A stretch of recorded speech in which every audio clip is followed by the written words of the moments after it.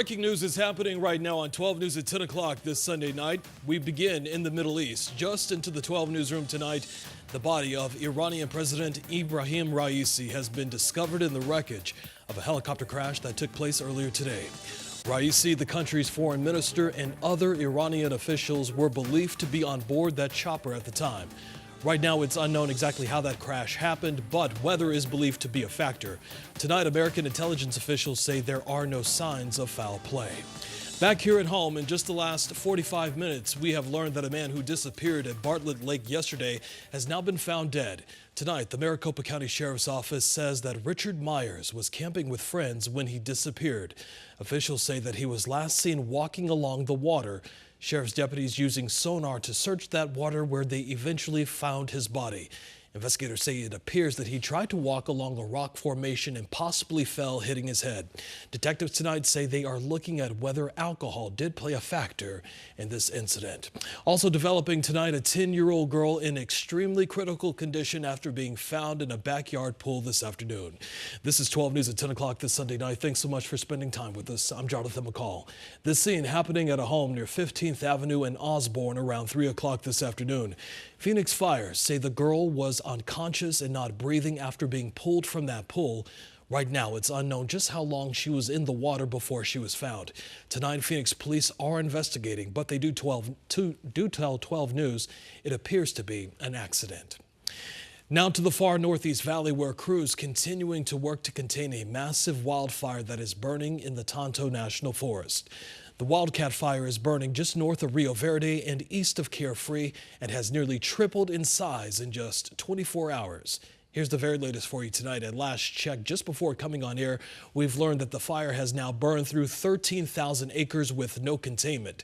180 firefighters are battling the flames from the air and on the ground. The fire also forcing a number of road closures. Bartlett Dam Road is shut down in both directions between Cave Creek Road and Horseshoe Dam Road. You can find more details right now at 12news.com. Let's get you ready to head out the door for the start of your Monday. Meteorologist Ginger Jeffries is here. Ginger, the conditions for tomorrow, definitely not good news for those fire crews trying to contain that fire. Yeah, very dangerous. It's been breezy for us the past couple of days, but understand tomorrow the National Weather Service noticing how windy and how dry it's going to be. They are posting a high wind advisory for the areas you see here in tan, and then in pink, this is a red flag warning, meaning it is so abundantly dry that fire is going to be able to move through the atmosphere rapidly. Couple that with the strong winds, and it's a recipe for disaster. So what are we looking for as far as the wind goes? In the high country tomorrow, gust potential over 40 miles an hour. They're expecting possibly 50 to 65 mile an hour wind gusts. This is really going to start to taper off by Tuesday. Now for the valley, we've got wind gusts tomorrow as well. The winds are prevailing in from the southwest, but again, gusting up to 35 miles an hour because we've got a little bit of action, some rain coming our way from the southwest.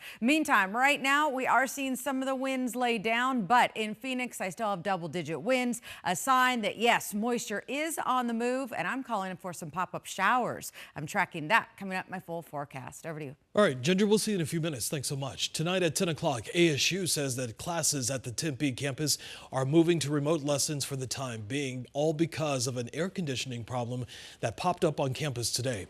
The move coming after a water line failed this morning, causing some parts of the basement flooding at the university's central plant facility. Officials say that crews right now are working to fix the problem, but all classes will be remote until they're able to get the campus buildings cooled down again. Tomorrow, we are expected to learn more details on a standoff in Surprise with a deadly and fiery end, and after a 6-month-old baby was shot. Investigators say that early Friday morning, 51-year-old Todd Marchetti broke into a home near the Loop 303 and Cactus Road, where his 6-month-old baby and the child's mother were staying. Police say that Marchetti holding the pair captive for hours until the mom escaped to call 911. Police say officers rescued the baby from the home after Marchetti shot the baby multiple times. That then prompted an hours-long standoff, which led to the home going up in flames. Right now, the cause of the fire is still unknown, but investigators say that Marchetti died from what's believed to be a self-inflicted gunshot wound. Neighbors still tonight say they are in shock over what happened. It's been incredibly difficult to understand, to try to understand how something like this could happen. The baby is in critical but stable condition tonight and does have a long road to recovery ahead. If you would like to help the mom and her baby get back on their feet, we have details on a GoFundMe page that's set up right now at 12news.com. Surprise Police expected to give that update tomorrow afternoon. 12 News will bring it to you live.